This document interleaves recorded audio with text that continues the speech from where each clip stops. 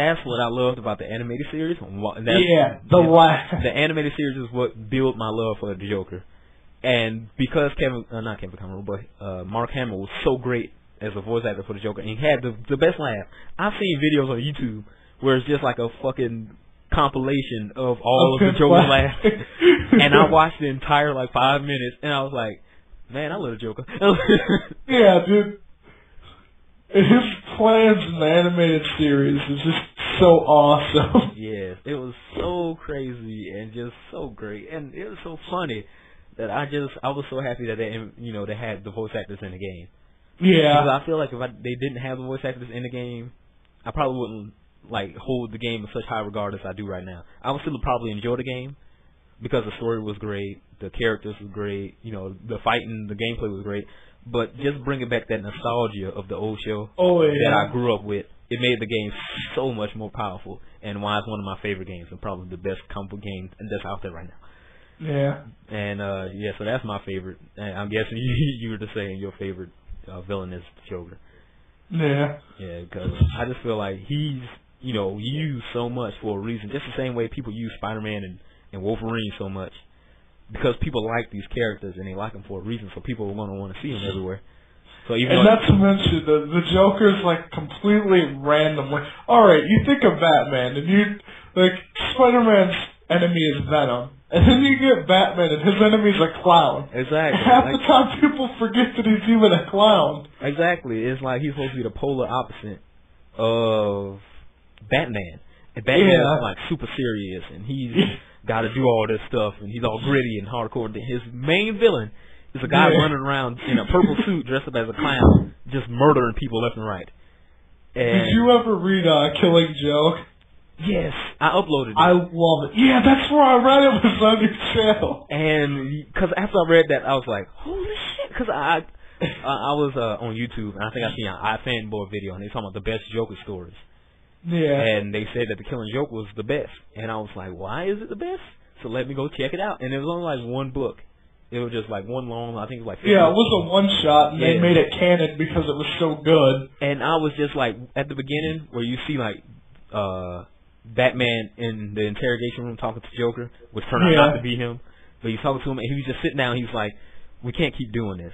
Yeah, he was like, one of us is going to. So sad. He was like, one of us is going to kill each other. Let's just end this now before one of us dies. And I was like, that makes so much fucking sense. They keep going. They've been going at it for forever. One of them is going to have to die because neither one of them is going to stop. Batman's always going to try to protect Gotham, and Joker's always going to be trying to cause chaos. So one of them has to die, otherwise the cycle's going to keep going. And then just him talking to him like that, and then them bringing it back at the end. When he met up with Joker after he found out that he was, he was gone, and then the whole thing with Batgirl, what's her name? Yeah, that was crazy. You don't even expect. Alright, I knew that Batgirl was paralyzed, and I didn't know that was a story that had happened. Yeah. You'd think that it was in a fight, and she got shot in the back or something. No, he just walked through the front door and shot her. He walked through the front door, shot her in the spine. Yeah, Barbara Gordon. There we go. Shot her in the spine, took pictures of her as she bled out on the floor laughing, and just sent that to her father and Batman. And I was like, oh my god, that's so fucking sick, man. And not to mention when he did the Gordon, he freaking tied him to a roller coaster and ate him with a bunch of bitches. Yeah, because he was like, oh my god, that was ridiculous. He was like, I'm going to show you that even the most upstanding citizen, the police chief, Commissioner Gordon, he will be corrupted because it only takes one bad day to turn you into the Joker. That's what he was trying to prove. Yeah, and then it was sad, funny, and awesome at the same time. That's why it's one of my favorite stories. They also showed the Joker's origins, and that was probably the best shit ever. Because just having him as being a failing comedian who couldn't feed his family or couldn't keep a house over there because the rich dude, and then she was pregnant. And, him just trying to make some money. And then, he had to make the dealings with the gangsters. And then while he was making the dealings, she died. And then he was like, he was kind of just sad. He was depressed. And he was like, I don't want to do this anymore. And he was like, you don't have no choice. So they made him become the Red Hood. And then they put him through all that crap, and it was just so messed up. You see Batman try to stop him, and he gets knocked into the I love how they tied Batman into that, too. Yes, that was so great. And I still think, to this day, my favorite picture in any comic book was him the laughing. first time, and he has, he's holding his head, his hair. crying blood. Oh, and he just has a bunch of, highs all across the screen. I want that on a fucking t-shirt so bad. Yeah, I love that picture. That is probably the best picture ever. Like, that just seeing him just go insane, because all these things is happening to him.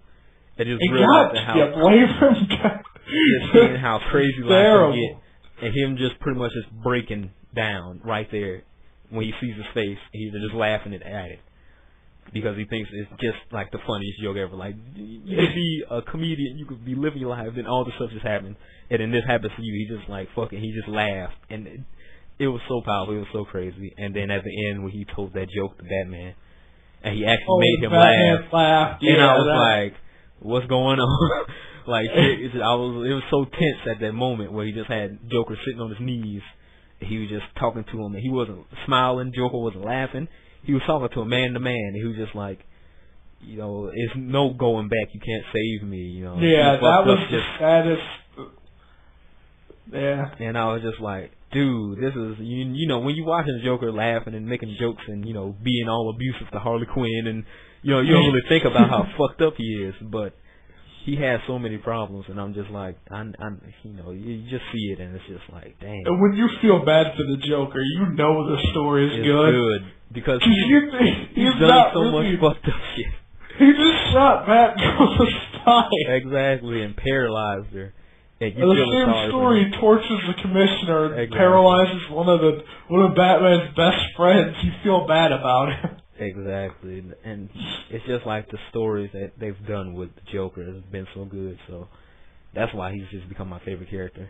Because I feel like in comics, any character can be a good character as long as they have a good story and a good writer on it. Yeah. Even the most obscure characters have had good stories, and I feel like a lot of people give certain characters like, oh, this character sucks, and I feel like no. The character doesn't suck. It's just the writer messed him up, or he didn't have Captain Boomerang. I used to hate Captain Boomerang. But then I started liking him when Jeff Johns writing him. Yeah, and I'm like, he throws boomerangs. Wow. Exactly. Like, okay, he's British and he throws boomerangs.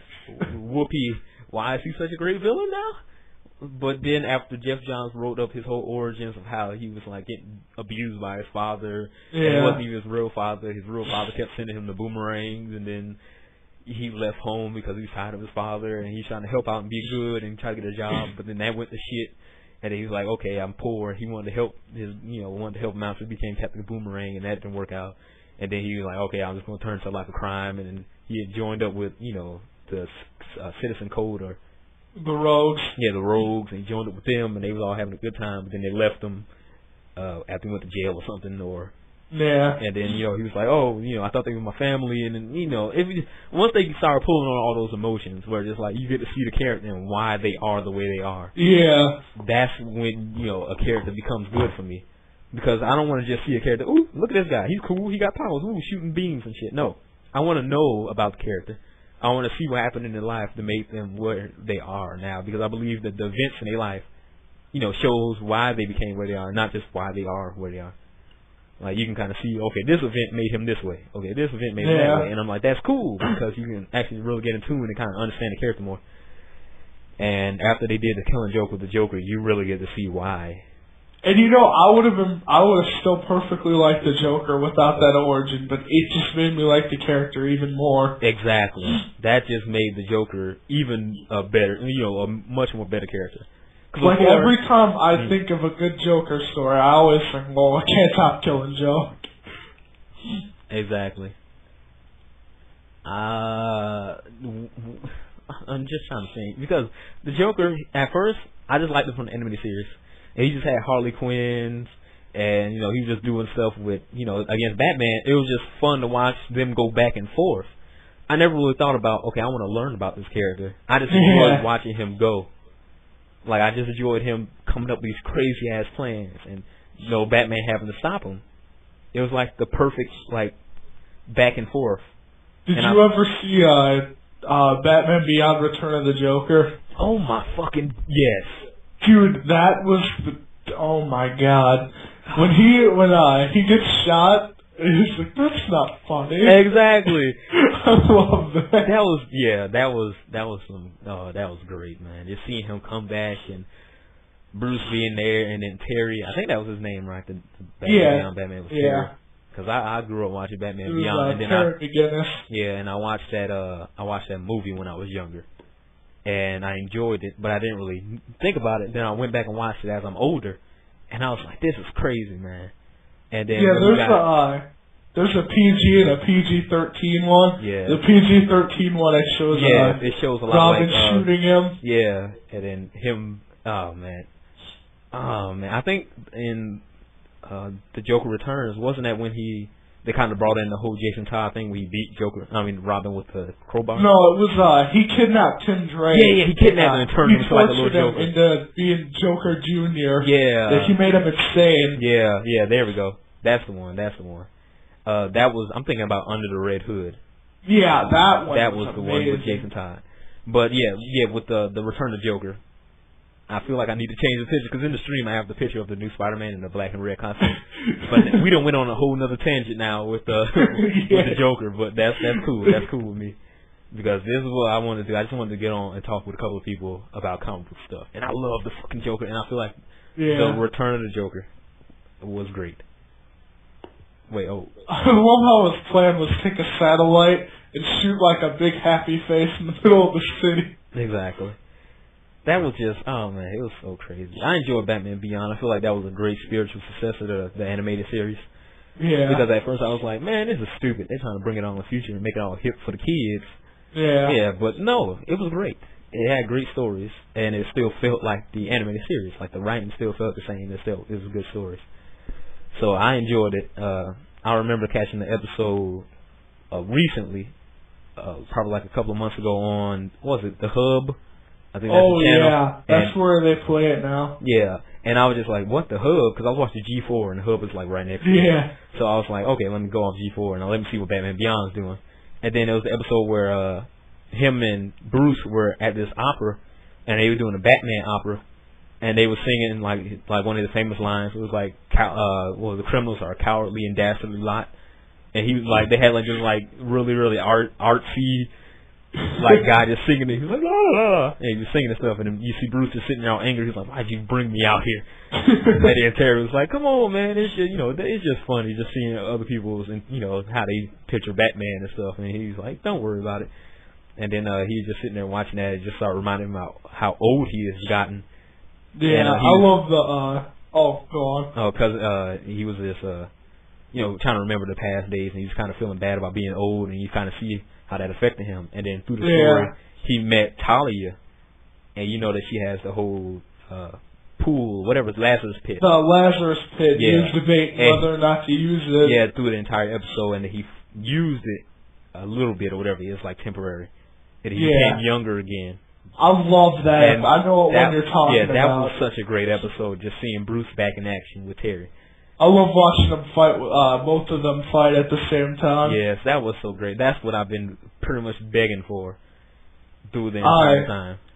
I remember there was an episode of the Justice League where they go to the future, and Batman meets his future self, and Terry's sitting there, and he's like, Batman, Bruce Wayne, Batman. He's like, or have you met? And they're like, not now, at the same time. Exactly. I love that. I really feel I grew up on comic book cartoons, man. I feel like the Batman animated series is the best. Yeah, I really do. And it's just crazy because that X-Men, Spider-Man, those three I believe were the main ones I watched when I was a kid. And I just grew up, and that kind of got me into comic books, just watching the cartoons. Yeah, the DCAU. I watched Superman, Batman, and then the Justice League. Yeah, Superman, Batman, and Justice League. I enjoyed Superman. I didn't think it was as good as Batman. Yeah. And then I liked it when they brought the whole Superman, Batman adventures. When they brought them together, that was cool. Like the one where they switch places. Oh, someone's trying to figure out Bruce's